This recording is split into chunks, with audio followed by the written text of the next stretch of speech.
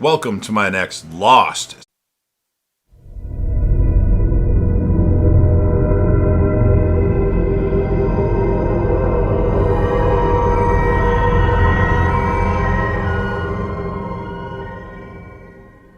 Season 2 episode review video. Before I get into that though, pretty important if you aren't caught up to the point where I am at rewatching or watching Lost, or you're just not entirely sure, then you definitely need to take the initiative and pay attention to the episode's title, which of course I'll mention as well as put in the description. If that happens to be the case, you found out that you're not caught up, it would be my recommendation that you don't watch this video any further to avoid any potential spoilers.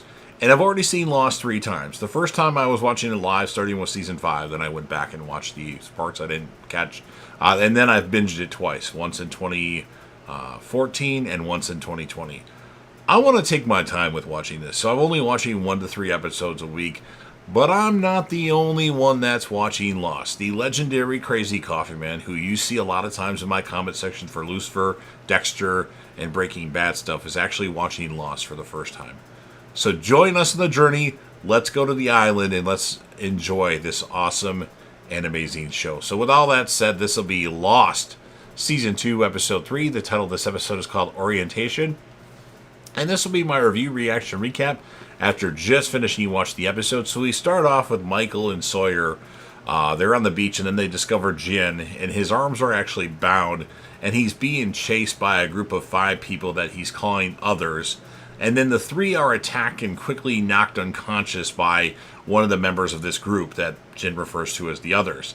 And then the people, some dressed in contemporary clothing, drag the unconscious people on the island in nets to a pit covered with bars of bamboo. So bars made of bamboo, I should say. And then we go to our flashback character of the episode, which is Locke, and he visits a support group where a woman complains that her alcoholic mother stole $30 from her purse. Locke simply laughs at this, and when the moderator asks why, he explains that $30 is nothing to get upset over, finally recounting the deception conducted by his father. After the meeting, he is approached by another member of the support group, Helen, played by Peg Bundy from Married with Children. And I know she's actually known for being in other stuff. I'd never watched those shows, but I know her as Peg Bundy from Married with Children. And she flirts with him and thanks him for saying in the meeting what she had always wanted to say. And then we go back to the island. At the underground compound, the standoff between Jack, Desmond, and Locke provides enough of a distraction for Kate to drop from the air ventilation system into the station's armory, where she finds and loads a shotgun. She makes her way behind Desmond and ends the standoff by striking him with the butt of the shotgun. Desmond fires a round from his gun as he falls, hitting and badly damaging the computer. When a frantic Desmond claims that everyone will die unless the computer is fixed, Locke tells Jack to let Desmond up. Jack tells him not to tell him what to do, so "Don't tell me what I can't do" is told to Locke. That's always funny when they do that every once in a while in this show, where they tell Locke not to tell him what to do. Anyway, Kate suggests that Saeed could repair the machine, and Locke sends Kate to retrieve him. Then we go back to our John Locke flashback. Helen wakes up to find Locke putting on his clothes, claiming he is uncomfortable sleeping in an unfamiliar bed. That morning, he sits in his car outside the gates of his father's estate, and then his father opens the car door and gets in, saying he knows that John Locke has been stalking him and wants it to stop. Finally, telling him, "Don't come back. You're not wanted." Ooh. Locke does not stop. However, at the dinner during their 6-month anniversary, Helen gives Locke a present, a key to her house, under the condition that he stops going to his father's house. So Locke agrees, but is unable to keep his word. Back on the island, Kate suggests that Saeed could repair the machine, and like I'd mentioned, he said, Locke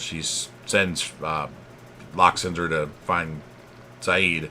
And then we have Desmond explaining that 3 years ago he had been in a solo sailing race around the world when his boat crashed on the reef surrounding the island. He was dragged off the beach by a man named Kelvin, who enlisted his help in his sole duty on the island in putting the numbers into the compound's computer and pressing the execute button every 108 minutes. Flight 108. Desmond says the end of the world would come if the button is not pressed. But without time to explain in detail, Desmond directs Jack and Locke to watch a film reel he's placed behind a copy of the turn of the screw. It says orientation on it. Sawyer, Michael, and Jin evaluate their prison, and Sawyer attempts to get above the bars by having the others boost him, and the man who put them in there earlier brings in another prisoner and drops that prisoner into the pit. And then we go back to the film that they're watching in the what we knew as the hatch. This film has Dr. Marvin Candle, and it welcomes its viewers to the underground compound, calling it Facility 3, the Swan. So the hatch has a name, and it's called the Swan Station, as marked by a logo that is on almost everything inside the hatch. It then goes on to describe a project called the Dharma Initiative. The Dharma Initiative. Write that down. Apparently funded by the Hanso Foundation, a experimental psychology research group. The film ends by explaining that due to an incident on the island, the viewers must enter the code into the computer every 108 minutes for the next 540 days, after which a replacement team will take over. And then we have, back to our flashback, Helen eventually follows and sees Locke outside the gates of his father's place. And when she confronts him, she said he is afraid of the future, or of moving past what his father has done, and of moving forward in his relationship with her. When he says he doesn't know what else to do, she tells him it is meant to be difficult because what she is asking him for is a leap of faith. He seems to understand, and then they embrace. And then Locke wants to watch the film again on the island. Jack and Locke take opposite responses to this film. Jack believes that this is nothing more than a social experiment, while Locke believes the film should be taken at its word. And then back in the pit, when the woman awakens, she introduces herself as Ana Lucia. Remember Ana Lucia from the end of last season when Jack was in the airport bar? Michelle Rodriguez's character? That's her. And they determined that she was on Oceanic Flight 815. I said 108 earlier. Never mind. And then Ana Lucia was in the rear section, which broke off the rest of the plane in midair and landed in a different area from the survivors. She claims to have survived on her own all this time, and that she was taken prisoner like the three men. So Sawyer shows her that he still has his gun, and that he plans to bait the guard, who he calls Shaft, and will escape. And then back at the Swan Station, soon after, Desmond attempts to power up the computer, but it shorts out and blows a fuse in the compound. Desmond panics, packs his stuff, some food along with some of the medicine he had been injecting himself with, something from atop the book, The Third Policeman, and a book with a cross on the outside, and leaves the Swan Station. As Desmond rushes around, Jack notices a photograph of Desmond and a woman, and Jack follows behind him, leaving Locke to attempt to fix the computer all by his lonesome. And then we have Locke briefly suffers an emotional breakdown and screams, "What am I supposed to do?" Back to the Locke flashback, Helen catches John waiting at his father's, and she tells him he's got to choose between him or me. And she tells him to, take the leap of faith. And then back on the island, Kate, Saeed, and Hurley arrive to help. Uninterested in the details of the situation, Saeed directs Kate and Hurley to restore power while he fixes the computer. Hurley finds the food pantry, heaven for Hurley, and most people actually.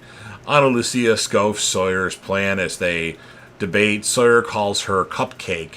She manages to grab the gun from Sawyer and call for the guard, who lifts her out of the cell. And the guard asks what information she was able to gain, and the men, Michael and Jin, realize, along with Sawyer, that she deceived them. And then outside, Jack catches up with Desmond, holding him to gunpoint. Desmond tells Jack the code is needed for the computer, but Jack's not interested. And Jack says, nothing is going to happen. And then instead he asks where Desmond is running to, which reminds Desmond of his earlier conversation with Jack. When Desmond asks about Jack's patient, Jack stonewalls before eventually shouting that he married her. Desmond guesses from his reaction that they are no longer married. Jack lowers his gun and he begins to whimper and cry. And then Desmond leaves by saying, see you in another life, yeah? See you in another life, yeah? Should have said brother after that, because that's his catchphrase. See you in another life, brother. Then back at the Swan Station, Saeed successfully repairs the computer, leaving Locke to type in the numbers. When Hurley hears them, he urges Locke not to use them, but stops protesting after he's seen Locke enter 32 as the final number. And then just as Locke is about to execute or is about to hit the execute button, Jack arrives and tells Locke the correct number is 42. Locke says Jack should be the one to hit the button, but Jack refuses. As the warning alarm sounds, the two argue. Locke asks Jack why it is so hard to believe, and Jack responds by asking why Locke finds it so easy. An upset Locke tells him it's never been easy. And then Jack needs to make a leap of faith of his own. With 1 second left on the countdown timer, Jack presses the button. Locke, pleased, calmly says he will take the first shift. And that's what ends this episode of Lost. So pretty fun stuff. Exciting stuff. Tension with the countdown. I'm going to give the episode an 8.6. And my characters of the episode, Locke, Desmond, Helen was great. Maybe even Jack. Good performances. We didn't get a lot of stuff from the people that are holding Sawyer, Jin, and Michael hostage, but we will. Good to see Ana Lucia again, even though she wasn't very good in this episode in terms of with our characters. She was against them. So that's pretty much all I have to say. Now it's your turn. If you're a fan of Lost and you want to help me out with the YouTube algorithm, please don't forget to Hulk smash the like button, share the video with a friend, put this video on any one of your social media platforms. Don't forget to sound off in the comment section about what your thoughts are on this episode of Lost. What would you rate it, and whom, if you had to choose, would be your character of the episode? Remember, you're going to be interacting with me and the Crazy Coffee Man, so don't give any spoilers past this episode as he is watching the show for the first time. Yay him. And then last but certainly not least, don't forget to hit that sub button. You're watching the video anyway. Subscribe to the channel, join the team, show your damn support, and be a part of something special. And you never know what you're going to see on JDev TV.